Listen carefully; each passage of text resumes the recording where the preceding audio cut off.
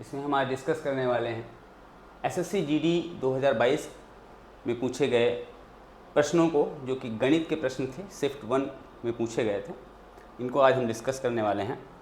सबसे पहले हम अपना पहला प्रश्न लेते हैं कि ए अपने वेतन का 45% भोजन पर खर्च करता है और अपने वेतन का 5% वृद्धाश्रम में दान करता है। यदि वह भोजन और वृद्धाश्रम पर 28,500 रुपये खर्च करता है तो ए का वेतन कितना होगा। ठीक है प्यारे बच्चों, तो हल करते हैं। ए का वेतन हमने माना कि ए का वेतन है 100% और 100% में से उसने 45% अपना भोजन पर खर्च कर दिया। अब मैंने पूछा कितना बचा, तो आपने कहा सर अब उसके पास बचा 55%, है कि नहीं प्यारे बच्चों। अब उसने इस 55% में से भी 5% वृद्धाश्रम को दान कर दिया। 5% उसने वृद्धाश्रम को दान कर दिया, तो अब उसके पास कितना बचा। आप कहेंगे सर उसके पास 50% बचा। अगर उसके पास 50% बचा है और इस 50% की वैल्यू आपको दे रखी है कि सर 50% की वैल्यू 28,500 रुपये, तो अगर 50% की वैल्यू 28,500 रुपये तो 100% की वैल्यू कितनी होगी। सर आप कहोगे कि सर इसको 2 से गुणा कर दीजिए। तो 100% की वैल्यू अगर हमें निकालनी है तो क्या हो जाएगी, 28,500 गुणे 2। 28,500 को 2 से गुणा करते हैं। ठीक है प्यारे बच्चों, तो हमें उत्तर कितना मिल जाएगा, 57,000 रुपीज़, 57,000 रुपये। और इस तरह से इसका तीसरा विकल्प बिल्कुल सही है। ठीक है, समझ में आ गया आपको।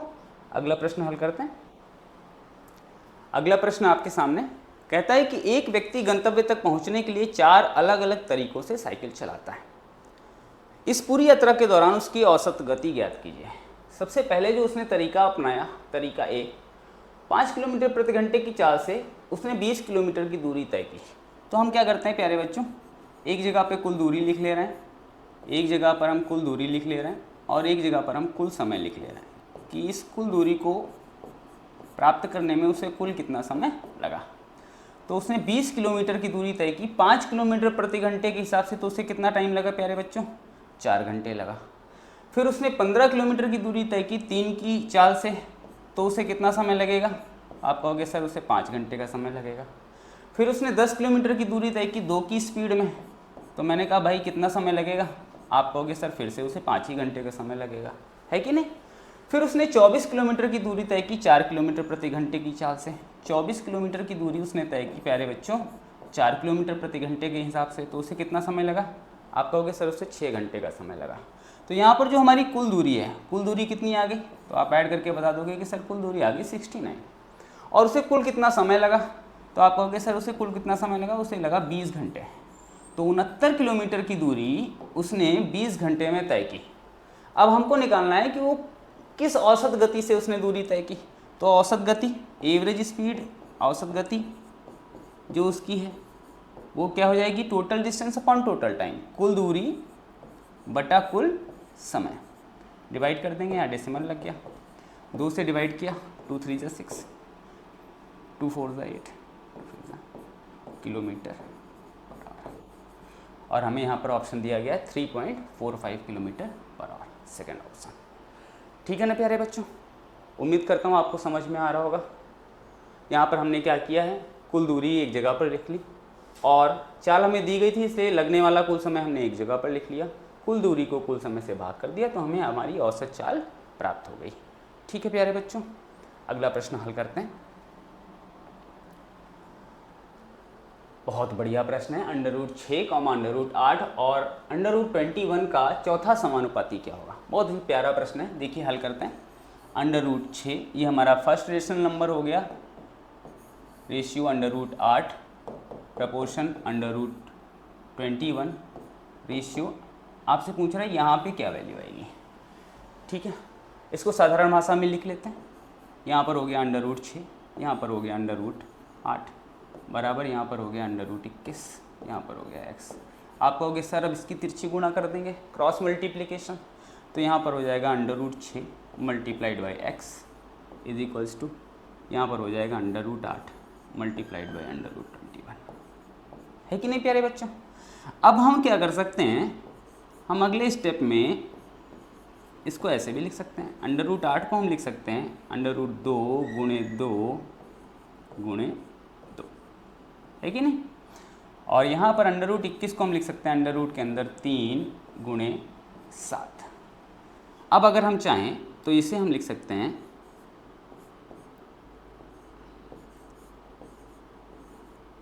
एज इट इज़, और इसे हम लिख सकते हैं 2√2 गुणे, इसे हम लिख सकते हैं √3 गुणे √7। ठीक है ना प्यारे बच्चों, यहाँ तक बात समझ में आ रही है। अब आप एक बात बताओ, अगर हमें दो वर्गमूलों के मध्य में गुणा करना है, जैसे √2 और गुणे √3 है, अगर हमें इसे गुणा करना है तो हम इसे क्या लिख सकते हैं? तो आप कहोगे सर इसको लिख सकते हैं, क्या लिख सकते हैं? आप कहोगे सर इसे लिख सकते हैं 2√6 गुणे √7। अब हम अगर x की वैल्यू निकालना चाहें तो हमें मिल जाएगा 2√6 गुणे √7 बटा √6, और यहाँ पर √ से √ कट गया, वैल्यू हमें मिल गई x = 2√7। तो हमें ऑप्शन मिल गया यहाँ पर फोर्थ। x की वैल्यू कितनी आ जाएगी? जो चतुर्थ अनुपाती है वो कितना आ जाएगा? 2√7 आ जाएगा। ठीक है ना प्यारे बच्चों, समझ में आ रहा है? ये आपको समझाने के लिए मैंने स्टेप बाय स्टेप समझाया ताकि आपको हर एक चीज़ समझ में आए। शॉर्ट ट्रिक अगर आपको समझनी है, इसे और जल्दी समझना है तो आप थोड़ा सा अभ्यास करेंगे तो ये सवाल आपसे जल्दी हल होने लगेंगे। ठीक है, चलिए अगला प्रश्न हल करते हैं। अगला प्रश्न हमें दिया गया है कि एक कार 5 घंटे में 240 किलोमीटर की दूरी तय करती है। यदि वह अपनी सामान्य गति से आधी गति से चलती तो उस दूरी को तय करने में कितना अधिक समय लगता? देखिए, इस प्रश्न को अगर हम हल करने जा रहे हैं, चलिए हल कर लेते हैं पहले, फिर मैं आपको बताता हूँ। 240 किलोमीटर की दूरी है तो हमारी रूल क्या होता है? चाल बराबर दूरी बटा समय, स्पीड = डिस्टेंस अपॉन टाइम। तो दूरी है 240 किलोमीटर और 5 घंटे में उसे तय करती है। तो मैं पूछूंगा कि भाई उसकी चाल क्या होगी? तो आप कहोगे सर उसकी चाल हो जाएगी 48 किलोमीटर पर आवर। अब कह रहा है कि यदि वह अपनी सामान्य गति से आधी गति से चलती, मतलब 48 की जगह 24 किलोमीटर पर आवर की स्पीड से चलती, तो चाल थी आपकी 24 और दूरी थी आपकी 240, तो कितना अधिक समय लेती, टाइम कितना लेती? तो आप ऐसा डिवाइड कर देंगे तो आप बताएंगे कि सर 10 घंटे का समय वो लेती। और जबकि पहले प्रश्न में कितना समय ले रही थी? यहाँ पर पहले प्रश्न में वो कितना समय ले रही थी? यहाँ पर वो ले रही थी केवल 5 घंटे का समय। तो कितना समय अधिक ले रही है? आप कहोगे सर 5 घंटे का समय अधिक ले रही है, और आपका ऑप्शन यहाँ पर क्या है? थर्ड ऑप्शन आपका सही हो जाएगा। ठीक है ना प्यारे बच्चों, ये तो हो गया इसको हल करने का तरीका। अगर आप इसे हल करना चाह रहे हैं तो, और ऐसे ही हम हल करते हैं। लेकिन इस प्रश्न में हमें एक बहुत ही बढ़िया ऑप्शन मिल रहा है, एक बहुत ही बढ़िया रूल मिल रहा है जिसे हम अप्लाई कर सकते हैं। क्या है रूल? रूल यह है कि यदि हमें कोई चाल दी गई है, किसी भी कार की, बस की, ट्रेन की चाल दी गई है, चाल जो है वो समय की व्युत्क्रमानुपाती होती है। चाल जो है वो समय की व्युत्क्रमानुपाती होती है। तो यहाँ पर अगर 5 घंटे का समय लग रहा था और इसकी चाल को हम आधा कर देंगे तो समय हमें कितना लगेगा? जस्ट दुगना लगेगा। फिर से समझ लीजिए, दी गई जो चाल होती है वो समय की क्या होती है? व्युत्क्रमानुपाती होती है। तो यदि चाल हमारी यहाँ पर आधी कर दी जाएगी तो समय हमारा कितना हो जाएगा? 1 की जगह पर कितना हो जाएगा प्यारे बच्चों? 2 गुना लग जाएगा, दोगुना हो जाएगा। तो अगर पहले वो 5 घंटे ले रहा था तो अभी कितना लेगा? वो 10 घंटे लेगा। कितना समय अधिक लेगा? 5 घंटे समय अधिक लेगा। बात समझ में आ गई? चाल जो है वो समय की व्युत्क्रमानुपाती होती है, इसे हम लिख लेंगे। ठीक है प्यारे बच्चों, अगला प्रश्न हल करते हैं। अगला प्रश्न दिया गया है कि मोहन एक टेबल को 2832 रुपये में बेच रहा है। यदि उसका लाभ 18% है तो मेज का लागत मूल्य ज्ञात करें। ठीक है, तो वो क्या कर रहा है कि अपनी मेज को 2832 रुपये में बेच रहा है। मान लिया उसने कोई चीज़ 100% पे खरीदी थी और इस पर वो 18% लाभ ले रहा है। इस पर वो 18% का लाभ ले रहा है, और लाभ लेने के बाद में वो इसे कितने का बेच रहा है? लाभ लेने के बाद में वो इसे बेच रहा है, आप बताओगे सर वो 118% पे बेच रहा है, और इसका मान हमें क्वेश्चन में दिया गया है। इसका मान कितना है? इसका मान दिया गया 2832 रुपये। 2832 रुपये। तो आपसे कह रहा है कि भाई फिर 100% की वैल्यू क्या होगी? तो 2832 रुपये वैल्यू है 118 की, क्या वैल्यू होगी? 100 की। राइट, सॉल्व कर ले रहा है, इससे ये कट गया 12 बार, तो 100% की वैल्यू कितनी आ जाएगी? 1200। और यहाँ पर हमें सॉरी इससे ये कट गया 24 बार, इससे कितनी बार कटा, इससे ये कट गया 24 बार। तो 100% की वैल्यू कितनी आ गई प्यारे बच्चों, 2400 आ गई और हमारा चौथा ऑप्शन सही हो गया। ठीक है, कैलकुलेट आप कर लेंगे आराम से, 2 से 4 से जैसे भी आप काट पा रहे हैं इसको काट लेंगे। यहाँ पर 24 बार कट जाएगा और हमें जो क्रय मूल्य प्राप्त होगा वो कितना प्राप्त होगा, 2400 प्राप्त होगा। ठीक है ना प्यारे बच्चों, अगले प्रश्न की ओर बढ़ा जाए। चलिए अगले प्रश्न की ओर बढ़ते हैं। अगला प्रश्न हमें दिया गया है, हमसे कह रहा है कि 40 और 50 के बीच कितनी अभाज्य संख्याएं हैं। तो भाई 40 के बाद 41 अभाज्य संख्या है, 43 अभाज्य संख्या है और 47 अभाज्य संख्या है। इसमें कोई ट्रिक काम नहीं करेगी क्योंकि आपको गिनी चुनी 10 संख्याएं ही दी गई हैं। तो आप अपने मति का प्रयोग करते हुए, क्योंकि आप इतने दिन से गणित पढ़ रहे हैं तो इतना आपको पता है कि भाज्य संख्याएं क्या होती हैं, अभाज्य संख्याएं क्या होती हैं। तो इनके मध्य में 3 अभाज्य संख्याएं मिल रही हैं, 41, 43 और 47। तो इसलिए हमारा उत्तर क्या हो जाएगा, हमारा उत्तर हो जाएगा पहला ऑप्शन। 40 और 50 के बीच कितनी अभाज्य संख्या है, तो 3 अभाज्य संख्या है। ठीक है प्यारे बच्चों, अब हम अगले प्रश्न की ओर बढ़ते हैं। अगला प्रश्न हमें दिया गया है कि 9 सेंटीमीटर त्रिज्या और 15 सेंटीमीटर ऊंचाई वाले एक शंकु को पिघलाकर 45 सेंटीमीटर ऊंचाई का एक बेलन बनाया जाता है, बेलन का व्यास ज्ञात करें। बहुत ही बढ़िया सवाल है भाई, आपसे कह रहा है कि 9 सेंटीमीटर त्रिज्या है, 15 सेंटीमीटर ऊंचाई है और इसका प्रयोग करके एक शंकु है, उस शंकु को बनाया गया, बाद में उस शंकु को पिघला दिया गया और पिघला करके 45 सेंटीमीटर ऊंचाई का एक बेलन बनाया जाता है। तो भाई बताओ बेलन का व्यास क्या होगा। तो सबसे पहले आप एक चीज़ ये समझ लीजिए कि 9 सेंटीमीटर त्रिज्या और 15 सेंटीमीटर ऊंचाई वाले जो शंकु था उसको पिघलाने से पहले वो शंकु तो बनाया गया रहा होगा ना। तो जो शंकु बनाया गया होगा, शंकु कैसी आकृति है, आप कहोगे सर त्रिविमीय आकृति है। यदि वो त्रिविमीय आकृति है तो वो कितने एरिया को घेर रहा होगा। शंकु जो है वो कैसी आकृति है, जब मैं आपसे पूछूंगा तो आप कहोगे सर शंकु जो है वो त्रिविमीय आकृति है। और जब ये त्रिविमीय आकृति है तो ये जो भी क्षेत्र घेर रहा है इसे हम क्या बोलते हैं, तो आप कहोगे सर इसको आयतन बोलते हैं, आप कहोगे सर इसको आयतन बोलते हैं। अब अगर इसे पिघला करके हम बेलन बना रहे हैं तो हम जो बेलन बना रहे हैं उसमें भी हम किस चीज़ की बराबरी पे रख सकते हैं। अगर मैं आपसे पूछूं कि हम शंकु की किस चीज़ को बेलन की विमा के साथ बराबर कर सकते हैं, तो आप कहोगे सर आयतन के साथ बराबर कर सकते हैं। तो बताइए भाई बेलन का आयतन क्या होता है। आप कहोगे सर बेलन का आयतन होता है πr²h, बेलन का आयतन होता है πr²h। और मैं पूछूं शंकु का आयतन क्या होता है, तो आप कहोगे सर 1/3 πr²h, 1/3 πr²h। अब ये दोनों वैल्यूज़ क्या हो गई, ये दोनों मान बराबर हो गए।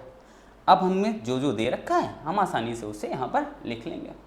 1/3 एज इट इज 1/3, पाई से ये पाई πr², सॉरी यहाँ पर हम लोगों ने गलत लिख दिया, थोड़ा सा इसे सही कर लेते हैं। πr²h, पाई से पाई कैंसिल ही हो गया, इंटू आर की वैल्यू देखिए भाई, आर की वैल्यू हमें क्या दी गई थी शंकु के मामले में 9 सेंटीमीटर त्रिज्या थी, तो आर कितना हो गया 9 गुणे 9 गुणे ऊंचाई कितनी दी गई है 15, यहाँ पर हमने लिख ली 15 बराबर। अब इसमें आर की ऊंचाई कितनी, आर आपको पता करना है, r² इंटू एच आपको कितना दिया गया 45 सेंटीमीटर, आप गुणे में क्या लिख लेंगे 45 लिख लेंगे। ठीक है ना। अब जो आपसे डिवाइड हो पा रहा है ना आप कर लीजिए। 3 से हमने 9 को डिवाइड किया 3 बार, 15 3 45 से हमने 45 को काट दिया, तो r² की वैल्यू मिली 9। इट मीन्स r की वैल्यू कितनी आ जाएगी 3।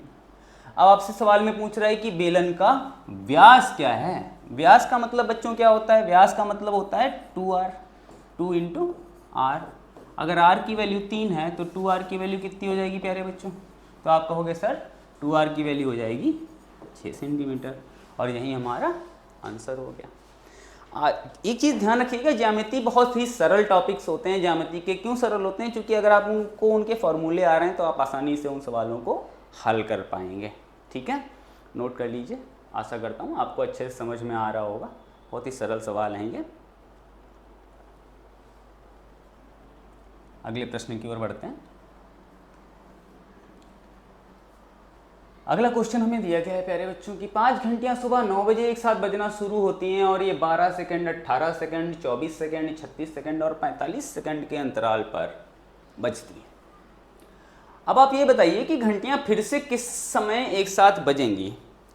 तो हम लोगों ने क्लास में इस चीज़ को डिस्कस भी किया है और आज हम इसे समझते हैं यहाँ पर कि जब घंटियाँ बार बार बज रही होती हैं तो हमें क्या करना होता है, उनका एलसीएम निकालना होता है। एक ऐसी संख्या निकालनी होती है, लघुत्तम समापन तो ऐसा एक संख्या निकाल लेते हैं जो संख्या सभी से डिवाइड हो जाए। अब देखिए भाई 12, 18, 24, 36 और 45, हमें इनका एलसीएम निकालना है भाई, ठीक है, हमें इनका एलसीएम निकालना है। तो आप चाहें तो 2 से करके निकाल लीजिए, 2 से कर लेते हैं, 6 time, 9 time, 12 time, 18 time and 45, 3 time, 9 time, 6 time, 9 time and 45 time.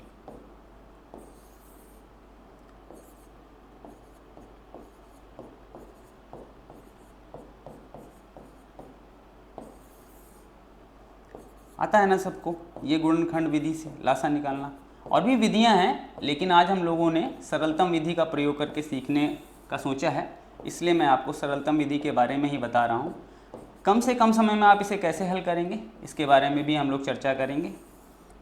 मैं उम्मीद करूँगा कि जहाँ पर अगर आपका आपने अभ्यास कर रखा है आप यहाँ पर इसको ट्रिक से भी निकाल सकते हैं। इनका मल्टीप्लाई कर लेंगे, 5 से 15 या 45 दूना 90 दूना 180 दूना 360। अब चूंकि वैल्यू हमें सेकंड में दी गई थी तो ये 360 सेकंड के बाद में एक साथ पुनः बजेंगी।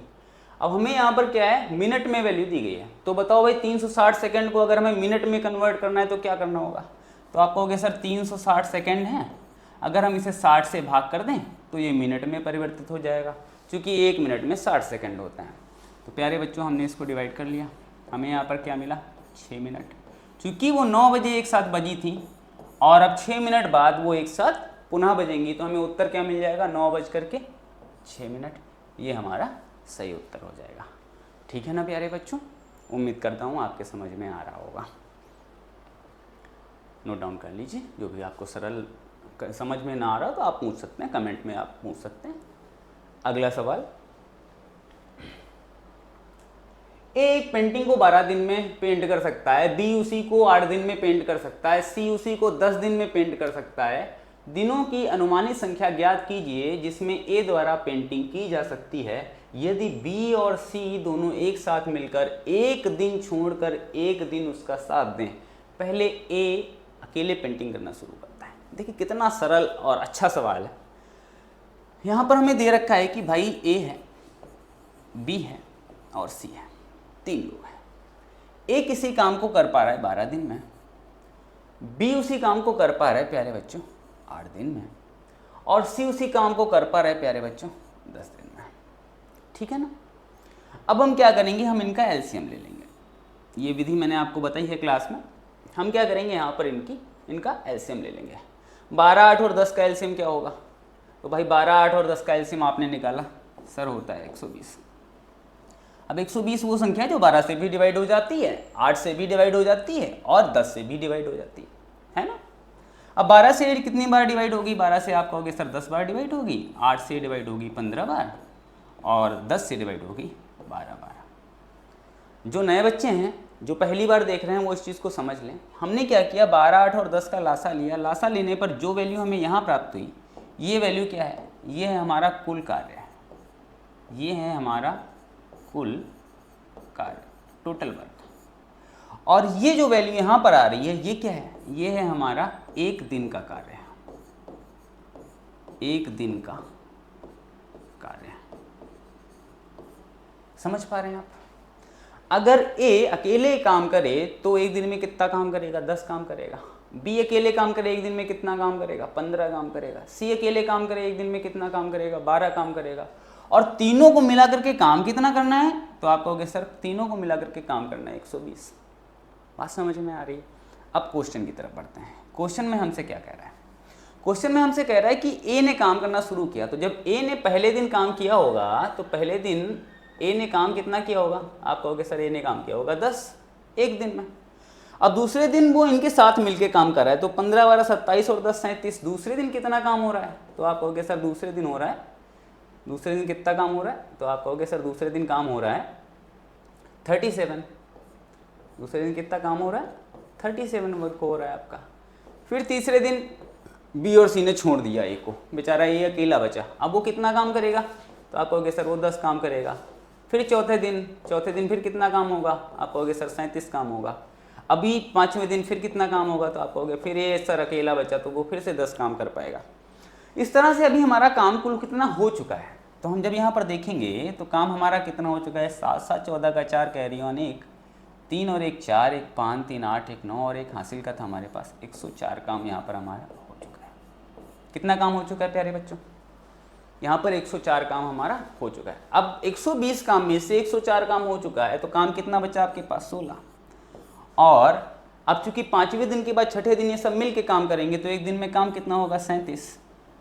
अब मैं अगर आपसे पूछूं कि इसे होने में, इस कार्य को पूरा होने में कितना समय लगेगा, तो आप कहोगे सर 37 से 16 को हम डिवाइड कर देंगे। तो अगर हम इससे डिवाइड करेंगे तो डिवाइड करने पे हमें वैल्यू मिलेगी, डेसिमल लगा देंगे, 0 बढ़ जाएगा, तो हमें अप्रॉक्सीमेट जो वैल्यू मिलेगी वो 43 के आसपास मिलेगी। ठीक है, तो कुल मिलाकर के कितने दिन में कार्य समाप्त हो रहा है? तो आप कहोगे सर 5 दिन यहाँ ना पूरा हो गया और 0.43 दिन यहाँ पर लग गया, तो कुल मिलाकर के कितना दिन लगा? तो आप कहोगे सर 5.43 दिन में काम पूरा हुआ। 5.43 दिन में काम पूरा हुआ। यहाँ पर हमें कौन सा विकल्प मिल गया? यहाँ पर हमें तीसरा विकल्प मिल गया। ठीक है ना प्यारे बच्चों, उम्मीद करता हूँ समझ में आ रहा होगा। नोट कर लीजिए जहाँ पर कुछ भी आपको अगर नहीं समझ में आ रहा हो तो आप कमेंट में पूछ सकते हैं। अगले प्रश्न की ओर बढ़ता हूँ। अगला प्रश्न हमें यहाँ पर दिया गया है। क्या दिया गया है प्यारे बच्चों? पढ़ के बताइए जरा, पढ़िए फटाफट। कह रहा है एक व्यक्ति की आय 95,000 रुपये और उसका व्यय 75,000 रुपये। यदि उसकी आय में 18% और व्यय में 12% की वृद्धि की जाती है तो उसकी बचत में कितने प्रतिशत की वृद्धि होगी? बहुत बढ़िया सवाल है भाई, बताइए। आप एक जगह आय लिख लो और उसमें से जब आप व्यय को घटाओगे तभी तो आपको पता चलेगा कि भाई हमारी बचत कितनी है। बोलो। अब कह रहा है कि एक की आय थी 95,000 रुपये, 9,500 रुपीज़, और उसका व्यय था कितना? तो आप कहोगे सर उसका व्यय दिया गया है 75,000 रुपये, उसका व्यय है 75,000 रुपये, और इतना होने के बाद वो बचाएगा कितना? तो आप कहोगे सर अब तो 20,000 रुपये बचे उसके पास, जेब तो उसकी खाली ही हो गई, 75,000 तो उसने खर्च ही कर दिए, अब रुपये तो सर उसके पास 20,000 बचे। तो मैंने कहा अच्छा भाई ठीक है, कोई बात नहीं, खर्च करने दो, वो कमाता है तो खर्च कर रहा है। अब कह रहे हैं कि यदि उसकी आय में 18% की वृद्धि कर दी जाए, तो भाई 95,000 का 18% की वृद्धि हो तो 2 जीरो से 2 जीरो कट गए, कट गए कि नहीं कट गए? तो अगर हम इनका मल्टीप्लाई करेंगे प्यारे बच्चों तो कितना हमें मिलेगा? तो हमें मिल जाएगा यहाँ पर 17,100 रुपये। और व्यय में 12% की वृद्धि कर दी तो हम 75,000 का 12% निकाल लेंगे प्यारे बच्चों। 2 जीरो से 2 जीरो कट गए। अब हम इनका मल्टीप्लाई कर लेंगे, तो इनका मल्टीप्लाई करने पे हमें क्या मिलेगा प्यारे बच्चों? तो आप कहोगे सर 9,000 मिलेगा। पहले जिस व्यक्ति की आय 95,000 रुपये थी उसकी आय में 17,100 रुपये की वृद्धि हो गई, तो अब उसकी आय कितनी हो जाएगी प्यारे बच्चों? तो आप कहोगे सर उसकी आय हो गई 11,21,00, 1,12,100 रुपये। और जिस व्यक्ति का व्यय जो है 75,000 रुपये था, 9,000 रुपये उसका व्यय और बढ़ गया, तो अब उसका व्यय कितना हो गया? तो आप कहोगे सर 75, 9, 84,000 रुपये। तो अगर अब व्यक्ति 1,12,100 रुपये कमा रहा है, 84,000 रुपये खर्च कर रहा है, तो मैं पूछूंगा आपसे सर फिर आप ये बताइए क्या वो बचा कितना रहा है? तो आप फटाफट कैलकुलेट करके बता देंगे सर वो 28,100 रुपये बचा रहा है। ठीक है ना, यहाँ तक बात समझ में आई। अब जो व्यक्ति पहले 20,000 रुपये बचा रहा था वो व्यक्ति अब कितना बचा रहा है प्यारे बच्चों? 28,100 रुपये, मतलब वो 8,100 रुपये ज़्यादा बचा रहा है। किससे? 20,000 रुपये से। तो ये कितना प्रतिशत है? तो आपने क्या किया, ये 4 जीरो यहाँ से उड़ा दिए, 4 जीरो यहाँ से उड़ा दिए, 81/2। 81/2 का मतलब कितना हो गया प्यारे बच्चों? 40.5%। कितना हो गया? 40.5%। तो यहाँ पर हमारा कौन सा ऑप्शन सही होगा? यहाँ पर हमारा ऑप्शन सही हो जाएगा ऑप्शन नंबर 4। ठीक है ना, समझ में आ रहा है? चलो ठीक है, अगले प्रश्न की ओर बढ़ते हैं। अगला क्वेश्चन हमें क्या दिया गया है? अगला क्वेश्चन हमें दिया गया है प्यारे बच्चों, एक्स ने कुल 180 रुपये में 40 पेंसिल खरीदी और 180 रुपये में 2 दर्जन पेन खरीदे। एक पेन और एक पेंसिल की कीमत के बीच का अंतर ज्ञात कीजिए। बहुत बढ़िया सवाल है, एक नियम पर आधारित प्रश्न है। ठीक है, तो पहले देखिए सवाल को लगाते कैसे हैं। कह रहा है कि x ने 180 रुपये में 40 पेंसिल खरीदी। तो अगर 40 पेंसिल की कीमत है 180 रुपये, तो एक पेंसिल की कीमत प्यारे बच्चों कितनी होगी? तो आप कहोगे सर 180/40। मैंने कहा अच्छा हल करके बताओ कितनी होगी? तो आपने कहा सर 4.50 रुपये। ठीक है ना, और 180 रुपये में 2 दर्जन पेन खरीदे, मतलब कि 24 पेन उसने खरीदे।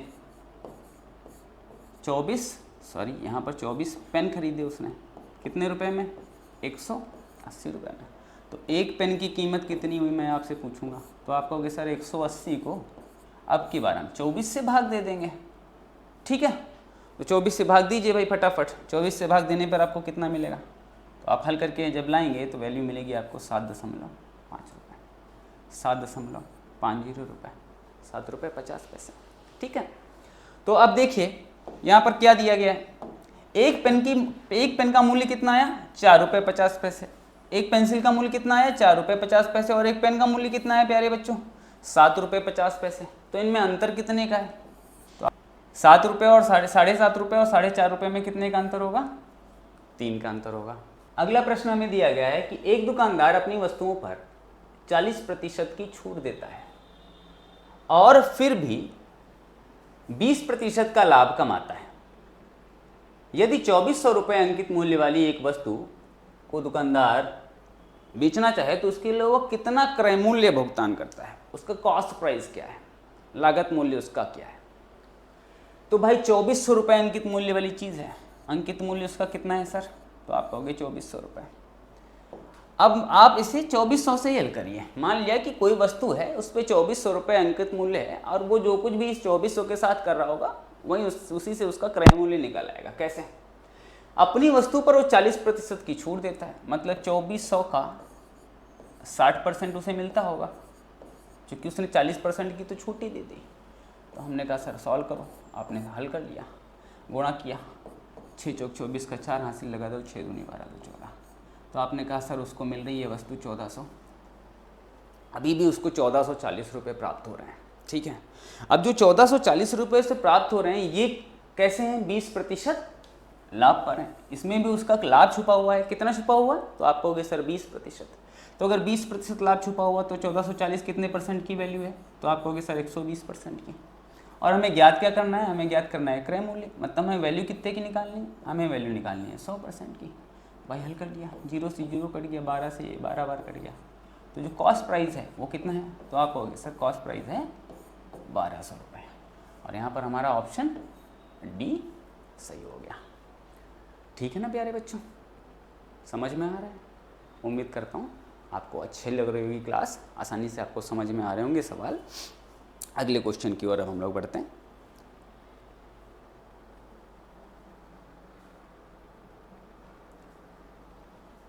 वाह भाई, कह रहा है एक डीलर ने एक वस्तु 72,000 रुपये के अंकित मूल्य पर 20% की छूट दी और 10% की हानि हुई। अंकित मूल्य पर उसे कितनी छूट देनी चाहिए कि उसे वस्तु पर 440 रुपये का लाभ प्राप्त हो? बढ़िया सवाल है। कह रहा है कि एक डीलर ने एक वस्तु 7200 रुपये अंकित मूल्य पर 20% की छूट दी। चलो यहीं से लगाते हैं। उसने क्या किया?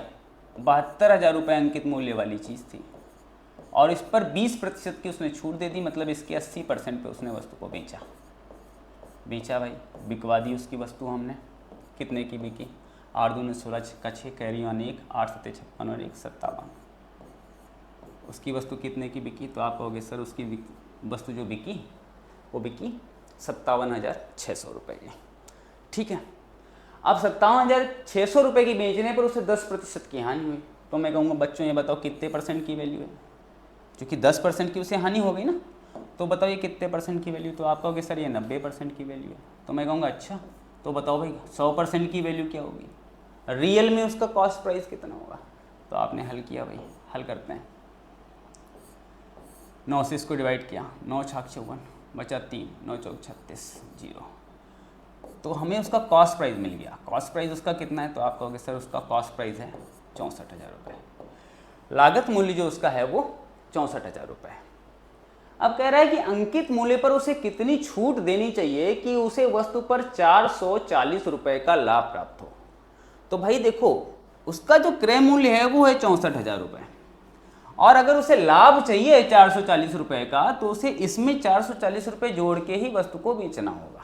बताओ, तो भाई जोड़ दे रहे हैं 440 रुपये, 440 रुपये हमने जोड़ दिए, तो हमें यहाँ पे वैल्यू क्या मिल गई, 64,440 रुपये। अगर वो इतने की वस्तु को बेचे, कितने की बेचे, 64,440 रुपये की वस्तु बेचे, तो उसे 440 रुपये का लाभ होगा। अब भाई कितने रुपए कम की बेच रहा है, भाई अंकित मूल्य कितना है 72,000 है, और बेच कितने का रहा है वो 64,440 का, तो हम इसका अंतर निकाल लेंगे, 72,000 माइनस 64,440, घटा लिया भाई, 0 से 0 गया 0, 10 से 6 4 गया बचा 6, 9 से 4 गया बचा 5, 11 से 4 गया बचा 7। तो आपने कहा सर 7560 रुपये का तो अभी भी डिस्काउंट दे रहा है। अब ये बताओ कि 7560 रुपये का जो डिस्काउंट दे रहा है किस पर दे रहा है वो भाई साहब, 72,000 रुपये पे, तो ये कितना प्रतिशत है, हल कर ले रहे हैं, 1 2 3 1 2 3। अब 72 से हम 756 को डिवाइड कर देंगे, ठीक है, डिवाइड करिए। जब आप डिवाइड करेंगे तो आपको मिलेगा 10.5 टाइम 10.5%। तो हमारा कौन सा विकल्प सही हो गया, आप कहोगे सर हमारा विकल्प नंबर 3 सही हो गया। ठीक है ना प्यारे बच्चों, नोट कर लीजिए। अगले सवाल की ओर बढ़ते हैं। प्रश्न जब कठिन हो तो उसे 1-2 बार पढ़ लेना चाहिए, धीरे धीरे सवाल खुद बता देता है कि मैं लगूंगा कैसे, है ना। अगला प्रश्न, एक आदमी स्कूटर द्वारा 64 किलोमीटर प्रति घंटे की चाल से एक निश्चित दूरी तय करता है और वह साइकिल चलाकर 16 किलोमीटर प्रति घंटे की गति से प्रारंभिक स्थान पर लौटता है। मतलब स्कूटर खड़ा करने गया था, साइकिल लेके वापस आया है। अब कह रहा है कि भाई बताइए पूरी यात्रा में उसकी औसत चाल क्या है। तो मैंने आपको बताया है कि जब भिन्न भिन्न चालें हों, एक चाल से अधिक चालें हों, 2 चालें हों या 3 चालें हों, तो उसमें हमारा सिंपल फार्मूला लगता है, औसत चाल average speed is equals to 2xy upon x plus y. x यहाँ पर हमारी पहली चाल है और y हमारी दूसरी चाल है। हल कर लेते हैं प्यारे बच्चों, बहुत आसान सवाल था। 2 गुणे xy 64 गुणे 16 बटा x प्लस वाई 64 प्लस 16, ठीक है ना, समझ में आ रही बात। अब बताओ भाई 64 और 16 जोड़ के कितना होगा, तो आप कहोगे सर 64 16 जोड़ करके 80 हो जाएगा। डिवाइड कर देते हैं, 8 दूना 16, यहाँ बचा 10, 2 से काट दे रहे हैं, 2 पंचे 10, 2 चक्कू 8, 2 छंग 12, 128 बटा 5, 5 दूना 10, 5 25, 5 छक्का 30, 25.6 किलोमीटर पर आवर। ठीक है ना प्यारे बच्चों।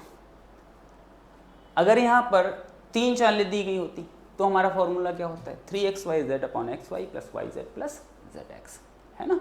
अगर यहाँ पर हमें 3 चालें दी गई होती तो हमारा यही एवरेज स्पीड का फॉर्मूला क्या हो जाता, 3xyz upon xy plus yz plus zx। ठीक है ना प्यारे बच्चों, इसे भी हम नोट कर लेंगे।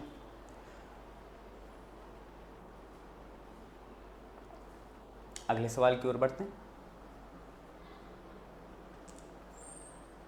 अगला प्रश्न हमें दिया गया है, यदि 5x minus 2y ratio x minus 2y is equal to 9 ratio 17 है तो 9x अपॉन 13y का मान क्या होगा। बहुत बढ़िया सवाल है प्यारे बच्चों, कह रहा है 5x minus 2y ratio x minus 2y is equals to 9/17। तो भाई त्रिची गुणा करते हैं भाई, कर दें 17 बजे 85, x माइनस 34 y बराबर 9, x माइनस 18। ये बात समझ में आ रही? 17 से इधर गुणा किया गया और 9 से इधर गुणा किया गया। अब y एक जगह कर लेते हैं, x एक जगह कर लेते हैं। ये 9x है, उधर से इधर आएगा तो भाई घट जाएगा, कितना बचेगा? तो आप कहोगे सर यहाँ 76x बचेगा। ये 34y यहाँ माइनस का इधर जाएगा तो प्लस का हो जाएगा, प्लस का 34y होगा तो 34 से 18 ये घट जाएंगे, कितना बचेगा? तो आप कहोगे सर यहाँ पर कितना बचेगा? 16y बचेगा। तो x बटा y कितना बचेगा? x बटा y आप कहोगे सर बचेगा 16/76, 16/76। सॉल्व कर लेंगे, सॉल्व करिए।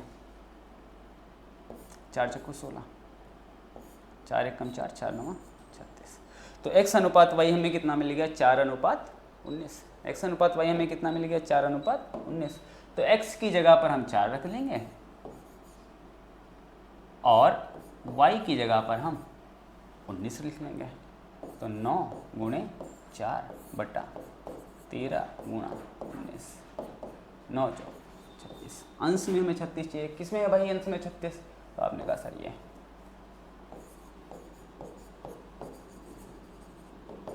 ठीक है ना, समझ में आ रहा है? बेसिक तरीके हैं, आप स्टेप बाय स्टेप इसे समझें। जितना अधिक आप अभ्यास करेंगे ये प्रश्न उतनी जल्दी आपसे लग जाएंगे। सारा गेम कैलकुलेशन का है प्यारे बच्चों, और कैलकुलेशन अभ्यास से ही आप जल्दी निकाल पाएंगे। ठीक है, पहुंचते हैं अगले सवाल की तरफ। अगला प्रश्न हमें दिया गया है कि एक शहर में भालुओं की संख्या हर साल 3% की दर से बढ़ रही है। यदि शहर में भालुओं की वर्तमान संख्या 21,218 है तो 2 वर्ष पूर्व भालुओं की जनसंख्या कितनी थी? चलो सवाल में तो बढ़ रही है भालुओं की जनसंख्या, देख करके खुशी हो रही है। बाकी आप लोगों को पता है कि इस समय विलुप्त होते जानवरों में भालू भी आ रहे हैं। चलिए लगाते हैं इस सवाल को। 3% की दर से बढ़ रही, तो हमने क्या पढ़ाया है सर आपको कि 3% का फ्रैक्शन क्या होता है? 3/100। मतलब अगर कोई चीज़ 100 है तो वो कितना बढ़ रही है? तो आप कहोगे सर 3 बढ़ रही है। भाई वो थी कितनी और कितनी हो गई, ये हम समझते हैं यहाँ पर। अगर यहाँ पहले साल वो 100 थी तो 3 बढ़ी, तो पहले साल कितनी हो गई? तो आप कहोगे सर 103 हो गई। फिर दूसरे साल भी वो 100 थी, फिर कितनी बढ़ गई? 3%। तो आप कहोगे कितनी हो गई सर? 103 हो गई। तो थी कितनी? थी वो 10,000। और वो हो कितनी गई? आप गुणा कर लेंगे तो कितनी हो गई? तो आप कहोगे सर 10,609 हो गई। और यहाँ पर कह रहा कितनी हो गई? 21,218। तो अगर 10,609 यूनिट की वैल्यू उसने आपको दे रखी है 21,218। सॉल्व कर लेंगे भाई, सॉल्व करते हैं। इससे ये कट गया 2 बार, तो 1 यूनिट की वैल्यू आ गई 2, तो 10,000 यूनिट की वैल्यू कितनी होगी? तो आप कहोगे सर 10,000 यूनिट की वैल्यू हो जाएगी 20,000। और यहाँ पे हमें ऑप्शन मिल गया डी। ठीक है ना प्यारे बच्चों, अच्छा था सवाल, समझ में आया? उम्मीद करता हूँ आगे के इस प्रश्न भी आपको समझ में आएंगे। आगे बढ़ें, चलिए। हाँ बहुत बढ़िया, मेंसुरेशन का क्वेश्चन आ गया फिर से। एक लंबवृत्तीय बेलन का व्यास 14 सेंटीमीटर और ऊंचाई 2 सेंटीमीटर है। इसके वक्र पृष्ठीय क्षेत्रफल और संपूर्ण पृष्ठीय क्षेत्रफल का योग ज्ञात कीजिए यदि पाई का मान 22/7 है तो। बढ़िया सवाल है, लेकिन आपको इसका फॉर्मूला पता होना चाहिए। लंबवृत्तीय बेलन का वक्र पृष्ठ, बेलन का वक्र पृष्ठ क्या होता है भाई? तो आप कहोगे सर बेलन का वक्र पृष्ठ, बेलन का वक्र पृष्ठ होता है सर 2πRh। ठीक है, फिर मैंने कहा अच्छा ठीक है, अब आप ये बताओ कि संपूर्ण पृष्ठ का जो ये क्षेत्रफल है वो क्या होता है? तो आप कहोगे सर बेलन का संपूर्ण पृष्ठ, तो आप कहोगे सर बेलन का संपूर्ण पृष्ठ होता है 2πRh+।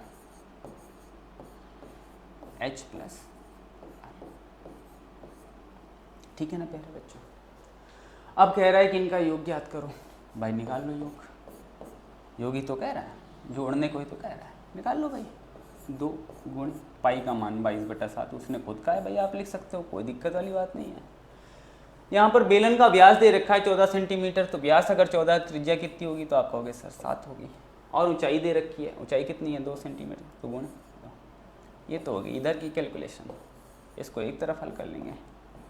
और भाई इधर की कैलकुलेशन कर लो, 2 गुणे 22/7, त्रिज्या है 7, ब्रैकेट के अंदर 2 + 7। अब इधर की कैलकुलेशन एक जगह कर लो, जल्दी हो जाएगा। 7 से 7 कट गया, 22 दूना 44 दूना 88। ये 7 से ये 7 कट गया, 22 दूना 44 और 7 और 2 9, 44 गुणे 9, 9 चौक 36 का 6 कैरी ऑन 3, 9 चौक 36, 3 39। जोड़ने पर आना चाहिए, कितना आना चाहिए भैया, जोड़ने पर आएगा 484, 484। क्योंकि सारी कैलकुलेशन यहाँ पर हमें सेंटीमीटर में दी गई, ये बहुत ज़रूरी है। कई बार प्रश्न पत्रों में इस तरह से बच्चों को कंफ्यूज कर देते हैं। यहाँ पर हमें वैल्यू कहे में दी गई है, सेंटीमीटर में, तो आंसर हमारा कहे में आएगा, सेंटीमीटर में आएगा। 484 सेंटीमीटर। चूंकि क्षेत्रफल की बात हो रही है इसलिए यहाँ पर क्या लगेगा, स्क्वायर। अगर आयतन की बात हो रही थी तो क्या लगता है प्यारे बच्चों, यहाँ पर यूनिट में क्यूब। ठीक है ना, चलो अच्छी बात है। अगला प्रश्न लगाते हैं, देखते हैं भाई क्या है अगला प्रश्न।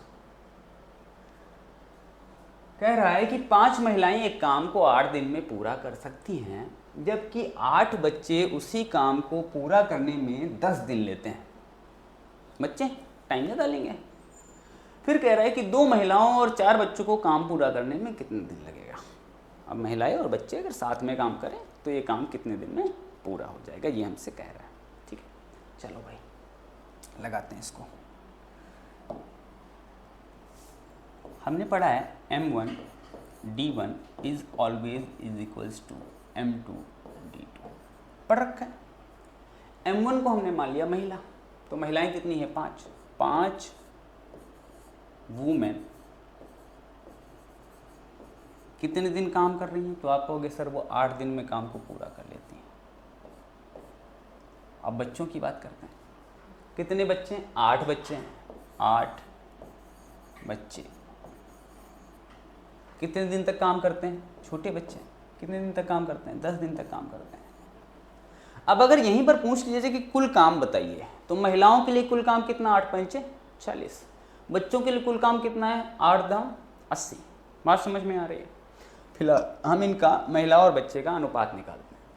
8 से 8 कट गया, 5 से 10 कट गया 2 बार, तो एक जो महिला है, एक जो वुमेन है, उसके अनुपात में कितने बच्चे हैं भाई, तो आप कहोगे सर उसके अनुपात में कितने बच्चे हैं, उसके अनुपात में 2 बच्चे। एक महिला 2 बच्चों के बराबर है। अब प्रश्न में हमसे कह रहा है कि 2 महिलाएं और 4 बच्चे उस काम को कितने दिन में पूरा कर लेंगे, तो 2 महिलाएं प्लस 4 बच्चे। तो चूंकि एक महिला 2 बच्चों के बराबर है, तो 2 महिलाएं कितने बच्चों के बराबर होंगी, तो 2 गुणे 2 मतलब कितने बच्चों के बराबर हो गई, 4 बच्चे ये और 4 बच्चे ये, तो कुल मिला के कितने बच्चे हो गए, आप कहोगे सर 8 ही बच्चे हो गए। और यहाँ प्रश्न में ये दिया गया है जबकि 8 बच्चे उसी काम को कितने दिन में पूरा कर लेंगे, 10 दिन में। तो काम कितने दिन में पूरा होगा, जब 8 ही बच्चे काम कर रहे हैं तो कितने दिन में पूरा करेंगे, तो आप कहोगे सर 10 दिन में पूरा करेंगे। ठीक है ना, समझ में आ रही है बात। और अगर ऐसे नहीं आप लैंग्वेज को मैच नहीं कर रही लैंग्वेज, तो आप देखेंगे कि बच्चों की तरफ काम कितना है, 8 दाम 80 काम है। 80 काम अगर 8 बच्चे हैं, 80 काम को कितने दिन में पूरा करेंगे, 10 दिन में पूरा कर लेंगे। ठीक है, रफ कर दिया जाए, अगले सवाल की तरफ बढ़ें। चलो प्यारे बच्चों बढ़ते हैं। अगला प्रश्न है यहाँ पर, दिव्या ने 3,50,000 रुपये में एक कार खरीदी और 4,35,000 रुपये में उसको बेच दिया, उसका लाभ प्रतिशत ज्ञात करें। 1 दशमलव स्थान तक सही, मतलब कैलकुलेशन इसमें मतलब भर की होने वाली है। चलो भाई लगाते हैं। कॉस्ट प्राइस उसका कितना है, कॉस्ट प्राइस है उसका 3,50,000 रुपये। ठीक है ना, 3,50,000 रुपये। सेलिंग प्राइस कितना है, आप कहोगे सर सेलिंग प्राइस उसका है 4,35,000 रुपये, 4,35,000 रुपये। तो उसे यहाँ पर लाभ कितना प्राप्त हुआ, प्रॉफिट कितना मिला भाई, क्रय मूल्य उसका कितना था, क्रय मूल्य था उसका 3,50,000, विक्रय मूल्य कितना था, तो आप कहोगे सर विक्रय मूल्य उसका था 4,35,000, तो 50,000 उधर बच गए, 35,000 इधर बच गए, मतलब उसका प्रॉफिट कितने का हुआ, तो आप कहोगे सर उसे प्रॉफिट हुआ 85,000 रुपये का। अब ये 85,000 रुपये का प्रॉफिट किस चीज़ पर होगा, तो आप कहोगे सर 85,000 रुपये का जो लाभ है उसे वो क्रय मूल्य पर मिलेगा, उसकी लागत मूल्य पर मिलेगा, है कि नहीं। तो 85,000 से को हम भाग दे देंगे कितने से, 3,50,000 से, और परसेंटेज में कन्वर्ट करने के लिए 100 से गुणा कर लेंगे। 85,000 बटा 3,50,000 गुणा 100, 4 जीरो यहाँ से कट गए, 2 और 2, 4 जीरो यहाँ से कट गए। अब क्या है, 850 को 35 से भाग देना है, आप डिवाइड करेंगे तो आपको जो आंसर मिलेगा वो मिलेगा 24.28% के आसपास। ठीक है प्यारे बच्चों, और ये किसका नज़दीकी है, तो आप कहोगे शेष नज़दीकी 24.30 के आस, है कि नहीं। तो इसका जो आंसर हो गया प्यारे बच्चों वो क्या हो गया, वो हो गया 24.3%। ठीक है, अगले प्रश्न की ओर बढ़ें। अगला प्रश्न हमारा जो है वो क्या है, देखते हैं। कितने समय, मतलब कि वर्षों में समय की संख्या को बताना है, कितने समय में 80,000 रुपये की राशि 1,17,128 रुपये हो जाएगी यदि 10% प्रति वर्ष ब्याज दर पर ब्याज वार्षिक रूप में संयोजित है। ठीक है, तो भाई हमें प्रिंसिपल कितना दिया गया है, प्रिंसिपल दिया गया है 80,000 रुपये, है कि नहीं, और अमाउंट जो बन रहा है, जो मिश्रधन बन रहा है वो कितना बन रहा है, तो आप कहोगे सर 1,17,128 रुपये। हमारा मूलधन है 80,000 रुपये और हमारा मिश्रधन प्यारे बच्चों कितना हो रहा है, तो हमारा मिश्रधन हो रहा है 1,17,128 रुपये। तो हम क्या करेंगे, इसे हल करते हैं। Amount upon principal is equals to 1 + R/100 to the power time. यही तो होता है।